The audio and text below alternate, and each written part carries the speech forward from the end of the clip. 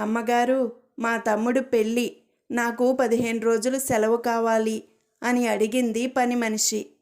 నువ్వు ఊరు వెళ్తే అయ్యగారికి వంట ఎవరు చేస్తారు, బట్టలు ఎవరు ఉతుకుతారు, టైంకి మందులు ఎవరు వేస్తారు ఈ 15 రోజులు అంది ఇంటి ఇల్లాలు. అయితే ఈ 15 రోజులు అయ్యగారిని కూడా నా వెంట మా ఊరు తీసుకెళ్ళమంటారా అంది పనమ్మాయి.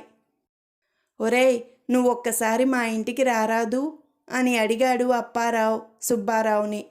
ఎందుకురా అని అడిగాడు సుబ్బారావు. నేను ఒక కుక్కను కొన్నాను ఈ మధ్యే, అది దొంగలను పసిగడుతుందో లేదో చూద్దామని అని చెప్పాడు అప్పారావు. రాజు, పొద్దున్న నానమ్మ ఇంటికి, సాయంత్రం అమ్మమ్మ ఇంటికి భోజనానికి వెళ్తున్నావు. మీ అమ్మా నాన్నలు ఊర్లో లేరా అని అడిగాడు రాజేష్. ఉన్నారు అని చెప్పాడు రాజు. మరెందుకు అమ్మమ్మ నానమ్మ వాళ్ళింటికి రోజూ వెళ్తున్నావు? మీ అమ్మా నాన్నల మీద అలిగావా అని అడిగాడు రాజేష్.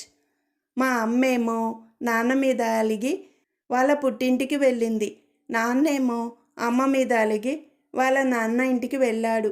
అందుకే నేను ఆ రెండిళ్ళకి వెళ్తున్నాను రోజు అని చెప్పాడు రాజు.